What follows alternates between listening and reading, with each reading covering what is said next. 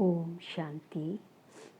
आज 13 नवंबर 2024। आज के श्री महावाक्यों में हमारे परमपिता परमात्मा शिव कहते हैं, मीठे बच्चे, सभी को पहले पहले अल्फ का पाठ पक्का कराओ। आप आत्मा भाई भाई हैं। सभी को पहले पहले अल्फ का पाठ पक्का कराओ। आप आत्मा भाई भाई हैं।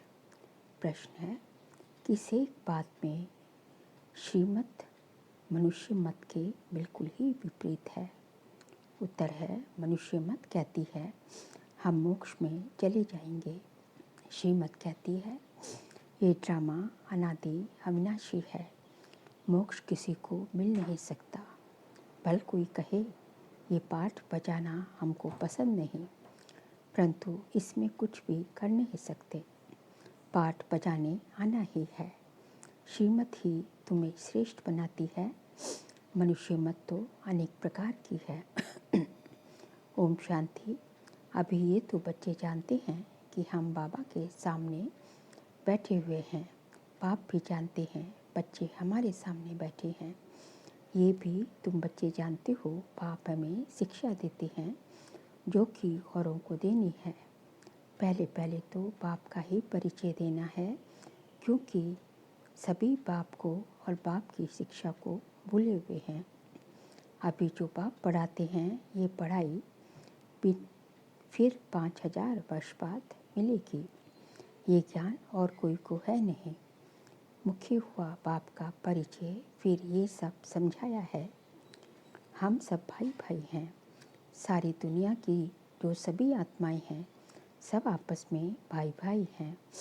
सभी अपना मिला हुआ पाठ इस शरीर द्वारा बजाते हैं। अभी तो बाप आए हैं नई दुनिया में ले जाने के लिए, जिसको स्वर्ग कहा जाता है, परंतु अभी हम सब भाई पतित हैं, एक भी पावन नहीं। सभी पतितों को पावन बनाने वाला एक ही बाप है। ये है ही पतित विकारी रावण की दुनिया। रावण का अर्थ ही है 5 विकार स्त्री में, 5 विकार पुरुष में। बाप बहुत सिंपल रीति समझाते हैं, तुम भी ऐसे समझ सकते हो। तो पहले पहले ये समझाओ कि हम आत्माओं का ये बाप है। सभी ब्रदर्स हैं। पूछो ये ठीक है? लिखो हम सब भाई भाई हैं। हमारा बाप भी एक है। हम सब सोर्स का वह है सुप्रीम सोल, उसको फादर कहा जाता है। ये पक्का बुद्धि में बिठाओ तो सर्वव्यापी आदि की किचड़ा पट्टी निकल जाए। अल्फ पहले पढ़ाना है। बोलो ये पहले अच्छी रीति बैठ लिखो। आगे सर्वव्यापी कहता था, अब समझता है सर्वव्यापी नहीं है। हम सब भाई भाई हैं। सब आत्माएं कहती हैं गॉड फादर, परमपिता, परमात्मा, अल्लाह। पहले तो ये निश्चय बिठाना है कि हम आत्मा हैं, परमात्मा नहीं है। न हमारे में परमात्मा व्यापक है, सभी में आत्मा व्यापक है। आत्मा शरीर के आधार से पाठ बजाती है। ये पक्का कराओ। अच्छा, फिर वह बाप सृष्टि चक्र के आदि मध्य अंत का ज्ञान सुनाते हैं। बाप ही टीचर के रूप में बैठ समझाते हैं। लाखों वर्ष की तो बात नहीं। ये चक्र अनादि बना बनाया है। इक्वल कैसे है इसको जानना पड़े। सतयुग त्रेता पास्ट हुआ, नोट करो। उसको कहा जाता है स्वर्ग और सेमी स्वर्ग। वहाँ देवी देवताओं का राज्य चलता है। सतयुग में है 16 कला, त्रेता में है 14 कला। सतयुग का प्रभाव बहुत भारी है। नामी है स्वर्ग, हेवन। नई दुनिया स्वर्ग को का सतयुग को कहा जाता है। उसकी ही महिमा करनी है। नई दुनिया में है ही एक आदि साथी। नई दुनिया में है ही एक आदि सनातन देवी देवता धर्म। चित्र भी तुम्हारे पास हैं निश्चय कराने के लिए। ये सृष्टि का चक्र फिरता रहता है। इस कल्प की आयु ही 5000 वर्ष है। अब सूर्यवंशी चंद्रवंशी तो बुद्धि में बैठा, विष्णुपुरी ही बदल राम सीतापुरी बनती है। उनकी भी डायनेस्टी चलती है ना। 2 युग पास्ट हुए फिर आता है द्वापर युग। रावण का राज्य, देवताएं वाम मार्ग में चले जाते हैं तो विकार का सिस्टम बन जाता है। सतयुग त्रेता में सभी निर्विकारी रहते हैं।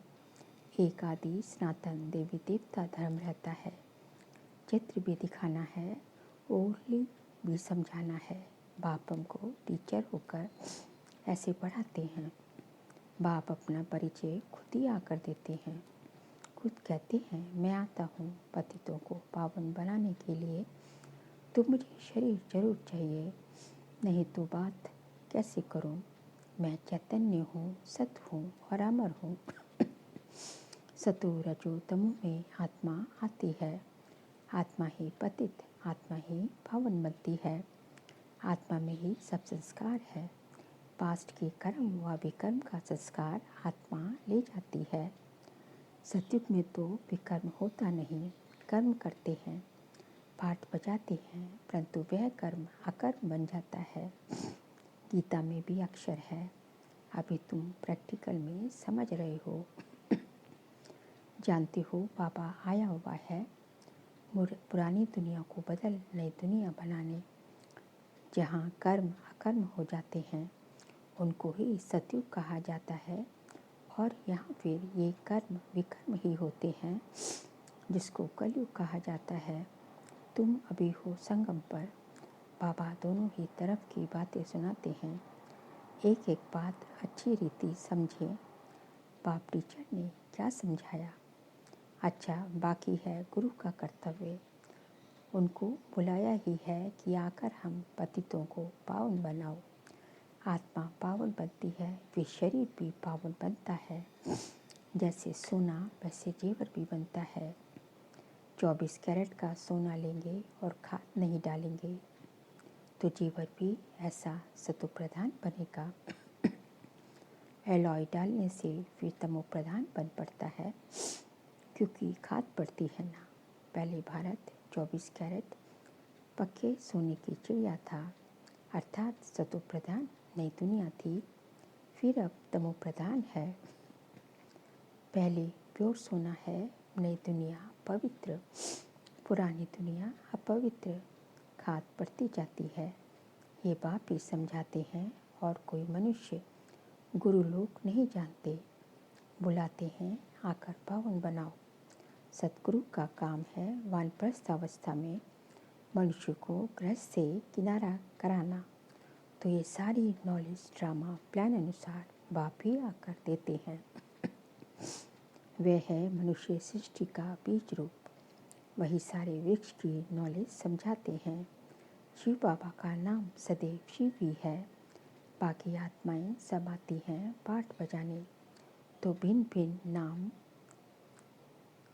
भिन्न नाम गराती है। बाप को बुलाते हैं परंतु उन्हें जानते नहीं, वे कैसे भाग्यशाली रथ में आते हैं तुमको पावन दुनिया में ले जाने। तो बाप समझाते हैं, मैं उनके तन में आता हूँ जो बहुत जन्मों के अंत में है। पूरा 84 जन्म लेती हैं। राजाओं का राजा बनाने के लिए इस भाग्यशाली रथ में प्रवेश करना होता है। पहले नंबर में है श्री कृष्ण, वे है नई दुनिया का मालिक। फिर वही नीचे उतरते हैं, सूर्यवंशी, चंद्रवंशी, फिर वैश्य, शूद्रवंशी, फिर ब्रह्मवंशी बनते हैं। गोल्डन से सिल्वर, फिर कॉपर, फिर आयरन, फिर तुम आयरन से गोल्डन बन रहे हो। बाप कहते हैं, मुझ एक अपने बाप को याद करो जिसमें मैंने प्रवेश किया है। इनकी आत्मा में तो जरा भी ये नॉलेज नहीं थी।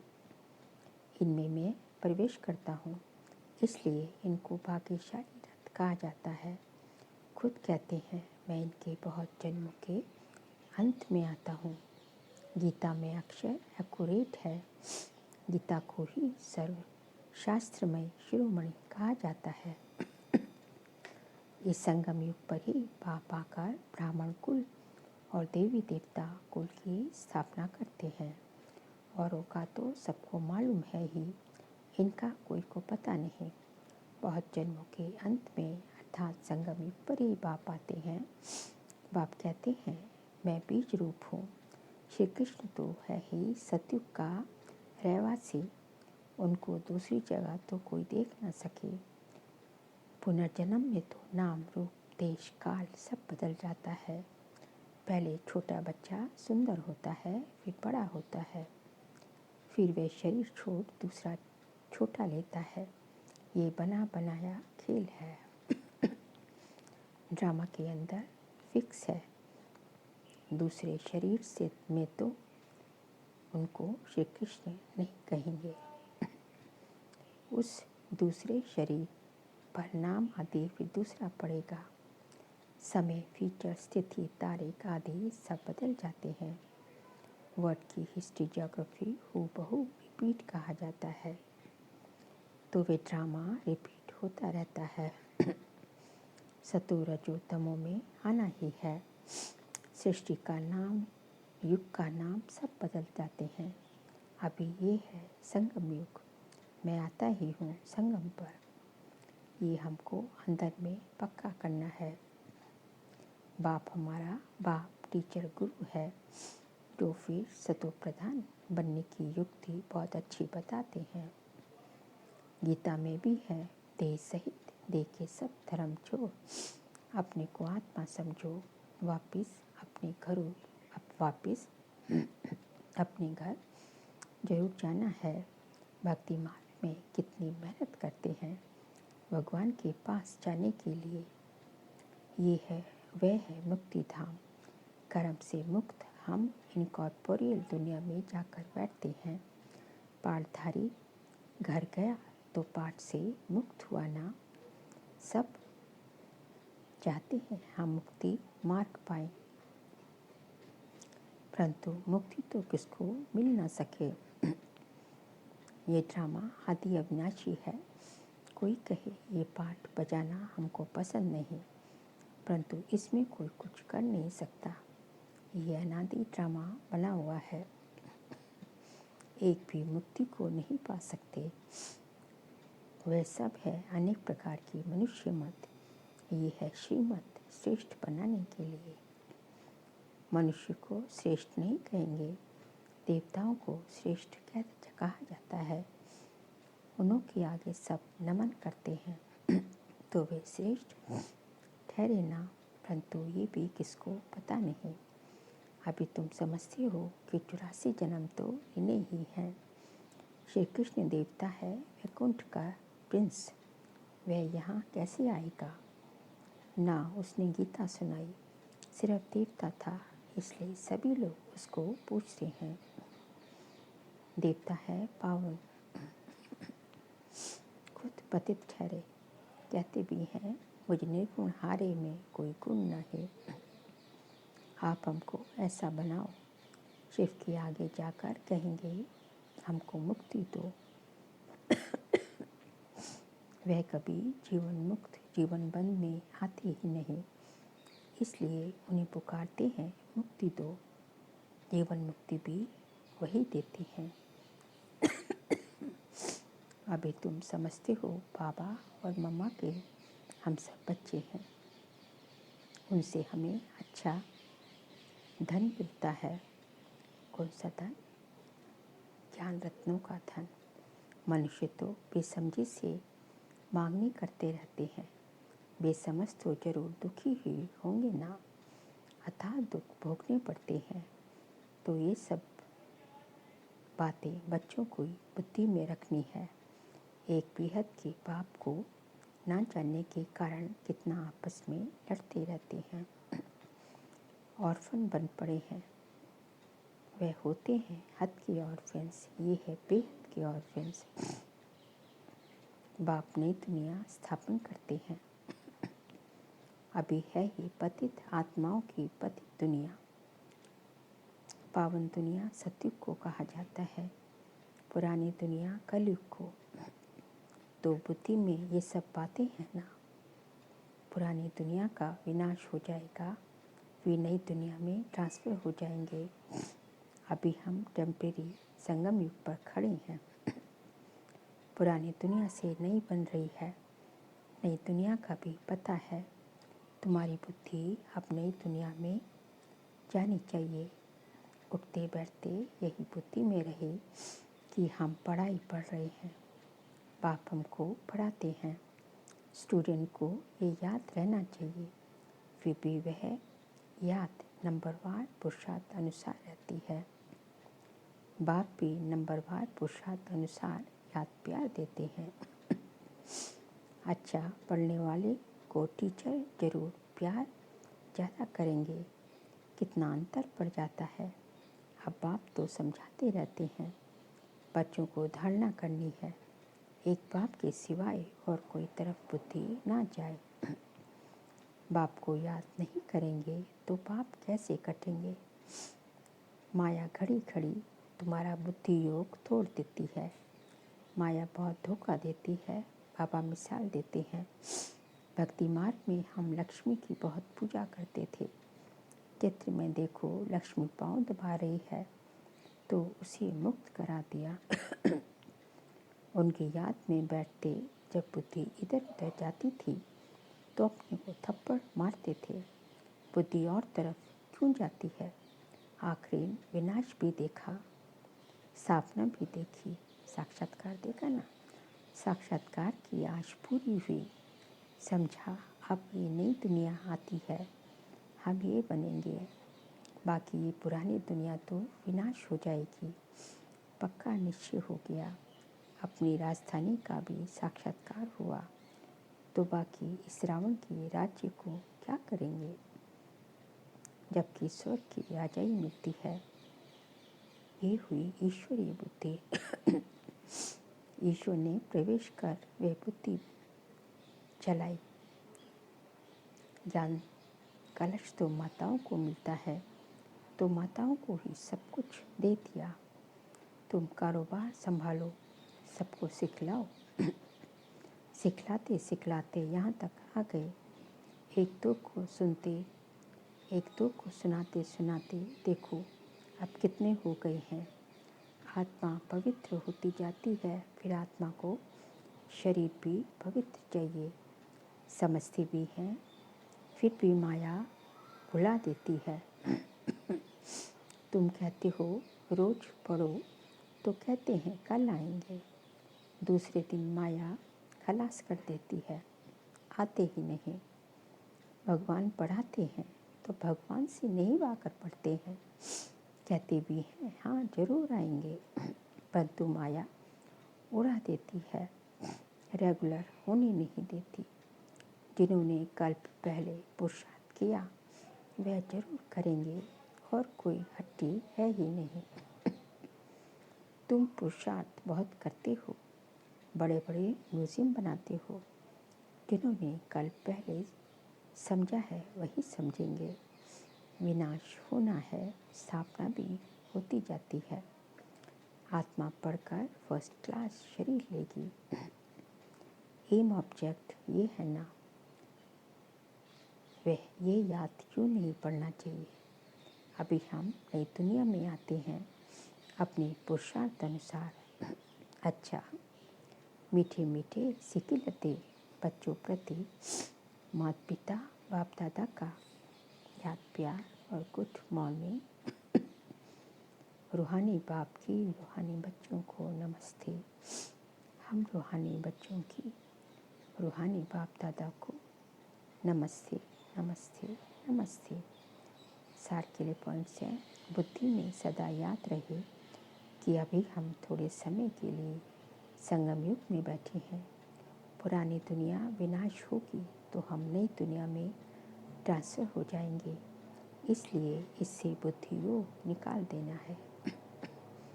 सेकंड पॉइंट, सभी आत्माओं को बाप का परिचय दे कर्म अकर्म व विकर्म की गुह्य गति सुनानी है। पहले अल्फ का ही पाठ पक्का कराना है। आज का बाबा का वरदान है, श्रेष्ठ प्राप्तियों के प्रत्यक्ष फल द्वारा सदा खुशहाल रहने वाले एवर हेल्दी भाव। श्रेष्ठ प्राप्तियों के प्रत्यक्ष फल द्वारा सदा खुशहाल रहने वाले एवर हेल्दी भव संगम युग पर अभी अभी किया और अभी अभी श्रेष्ठ प्राप्ति की अनुभूति हुई। ये है प्रत्यक्ष फल। सबसे श्रेष्ठ फल है समीपता का अनुभव होना। आजकल साकार दुनिया में कहते हैं कि फल खाओ तो तंदुरुस्ती रहेगी। हेल्दी रहने का साधन फल को बताते हैं और आप बच्चे हर सेकंड प्रत्यक्ष फल खाते ही रहते हो, इसलिए एवर हेल्दी हो ही। यदि आपसे कोई पूछे कि आपका क्या हाल चाल है तो बोलो कि फरिश्तों की चाल है और हाल खुशहाल है। फरिश्तों की चाल है और हाल खुशहाल है। स्लोगन है, सर्व की दुआओं के खजाने से संपन्न बनो तो पुरुषार्थ में मेहनत नहीं करनी पड़ेगी। सर्व की दुआओं के खजाने से संपन्न बनो तो पुरुषार्थ में मेहनत नहीं करनी पड़ेगी। बाबा कहते हैं कि दुआओं का खजाना जो है बहुत बड़ा खजाना है। जब दवा काम नहीं करती तो डॉक्टर भी यही बोलते हैं कि अब वही जो है दुआएं मांगो, वो दुआ ही कुछ कर पाएगी। तो इसलिए बाबा कहते हैं कि हमें जो है सबसे दुआएं जमा करनी है। दुआएं जमा कैसे होंगी?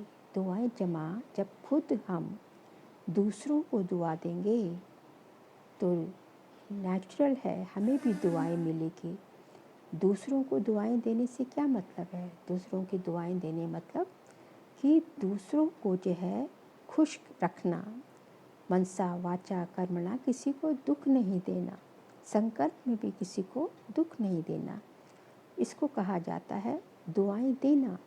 और जब दूसरों को दुआएं दोगे तो ये कर्म की फिलॉसफी है, कर्म सिद्धांत है कि जैसा तुम करोगे वैसा तुम पाओगे, वही तुम्हें तुम्हारे पास रिटर्न होके वही आता है।